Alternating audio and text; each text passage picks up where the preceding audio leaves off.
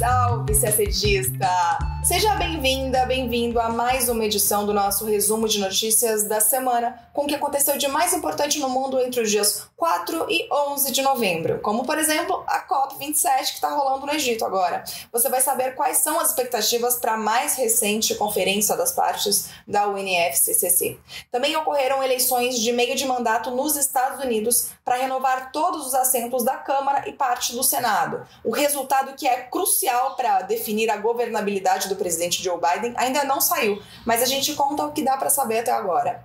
Falamos também de Oriente Médio. O Irã anunciou que desenvolveu um míssil balístico hipersônico e admitiu que forneceu à Rússia drones utilizados em território ucraniano. Por falar no conflito na Ucrânia, a Rússia anunciou a retirada de suas tropas de uma importante cidade ucraniana, Kherson. A gente explica o que esse movimento no teatro de guerra pode significar.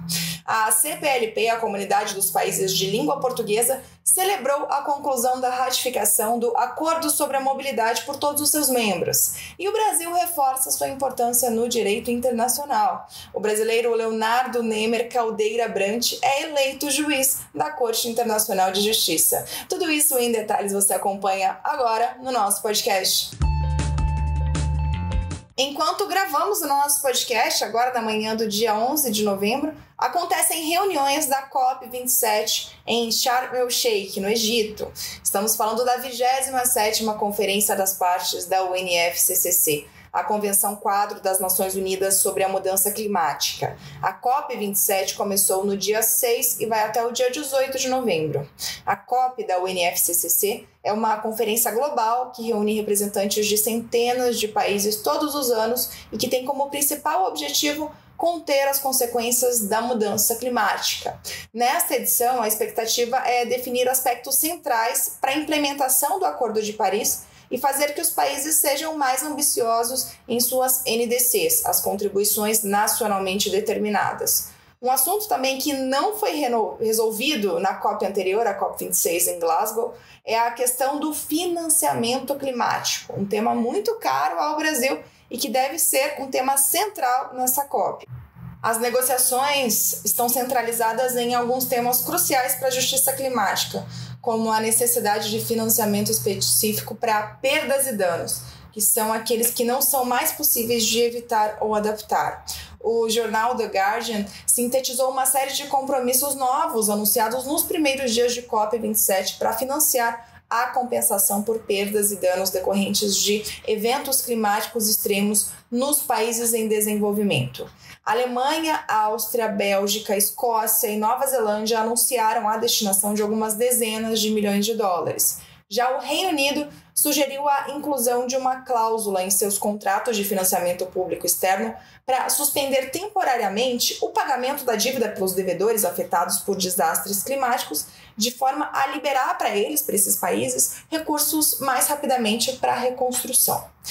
Também haverá discussão para que os países aumentem a ambição dos compromissos de combate às mudanças climáticas, já que os atuais são insuficientes para cumprir a meta de 1,5 graus Celsius, segundo os últimos relatórios do IPCC, o painel intergovernamental sobre mudanças climáticas, que analisa as vulnerabilidades, as capacidades e os limites do mundo e da sociedade para se adaptar às mudanças climáticas. O texto do consenso final é apresentado no último dia da COP, juntamente com outras decisões tomadas pela cúpula, que definirão os próximos passos do mundo no combate à crise do clima. Também nesta semana, na terça, dia 8, ocorreram as eleições de meio de mandato nos Estados Unidos, as chamadas midterms, para renovar todos os 435 assentos da Câmara e 35 dos 100 senadores. Também são escolhidos nessas eleições governadores de 36 estados, além de representantes para uma série de cargos locais. Mas vamos focar no Legislativo, Câmara e Senado. Bom, a disputa definirá a segunda metade da gestão de Joe Biden e pode impactar o pleito presidencial de 2024. E eu estou dizendo definirá, assim, no futuro, porque apesar de as eleições já terem acontecido, ainda vai levar um tempo até que todos os votos sejam computados e a gente saiba exatamente como ficará a Câmara e o Senado. Só para a gente ter uma ideia, hoje o Partido Democrata tem maioria na Câmara e virtualmente no Senado também. Daqui a pouco a gente explica por quê. Bom, o que se sabe até agora, sexta, dia 11, é que a esperada onda vermelha republicana, que as pesquisas apontavam como provável no Congresso, não deve chegar com tanta força como aconteceu em outros mandatos democratas. Hoje, os republicanos têm 212 assentos na Câmara e precisam, ao todo, de 218 para controlar a casa.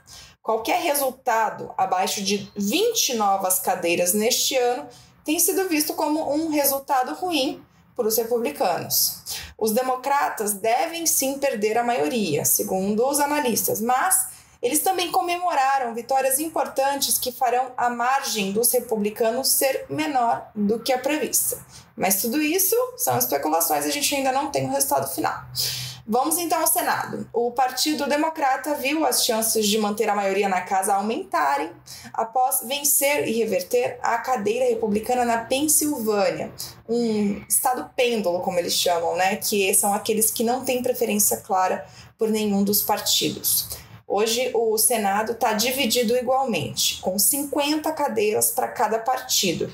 A vice-presidente Kamala Harris, democrata, tem o poder de desempatar as disputas a favor do partido do presidente Joe Biden, por isso que a gente fala que é uma maioria virtual no Senado. Nesta quinta-feira, dia 10, o Irã anunciou que desenvolveu um míssil balístico hipersônico. Segundo o comandante da Força Aeroespacial da Guarda Revolucionária, a arma é capaz de contra-atacar sistemas de defesa avançados e representa um salto geracional na área. Um míssil hipersônico atinge velocidades de quase 6.000 km por hora. E o que isso significa? É uma velocidade tão elevada que, quando aliada à habilidade de traçar rotas complexas, tornam a interceptação do míssil extremamente difícil. Vários países tentam desenvolver modelos desse equipamento, como Estados Unidos, Coreia do Norte e Rússia. A Rússia, inclusive, tem vantagem no setor e, em agosto, anunciou a presença de aviões equipados com esse tipo de míssil em Kaliningrado, aquele enclave russo cercado por países da OTAN no nordeste da Europa. Há certo ceticismo da comunidade internacional em relação ao anúncio iraniano, porque não há indícios de que o míssil estivesse em testes. De qualquer maneira, a divulgação acontece num momento em que a capacidade militar iraniana volta a preocupar o Ocidente, em meio aos impasses pela volta do Irã e dos Estados Unidos ao JCPOA, aquele acordo nuclear de 2015. Bom, além disso, a Ucrânia está acusando o Irã de enviar armamentos para a Rússia, que estaria usando seus drones kamikazes para atacar a infraestrutura energética ucraniana. E no sábado, dia 5, o Irã admitiu pela primeira vez que sim, forneceu os equipamentos à Rússia. Isso depois de ter negado essa informação várias vezes.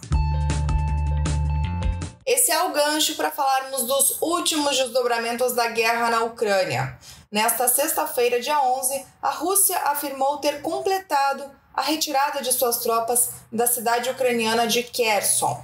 Na quarta, 2 dias antes, o ministro da Defesa russo tinha ordenado a retirada militar da cidade. O anúncio marca um dos recuos mais significativos da Rússia e um potencial ponto de virada do conflito que começou em fevereiro. Kherson é a principal cidade da região do mesmo nome. Lembrando que essa região, Kherson, foi uma das 4 que a Rússia anexou formalmente em setembro, depois de um referendo contestado pela comunidade internacional. Inclusive, já foi aprovada pela Assembleia Geral da ONU, com voto favorável do Brasil, uma resolução condenando essas anexações. Além da região de Kherson, a Rússia anexou Donetsk, Luhansk e Zaporíjia, que é a região onde fica a maior usina nuclear da Europa.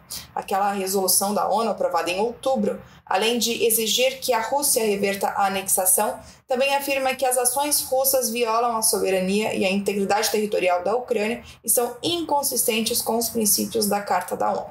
Mas voltamos aos eventos desta semana. Por que o recuo?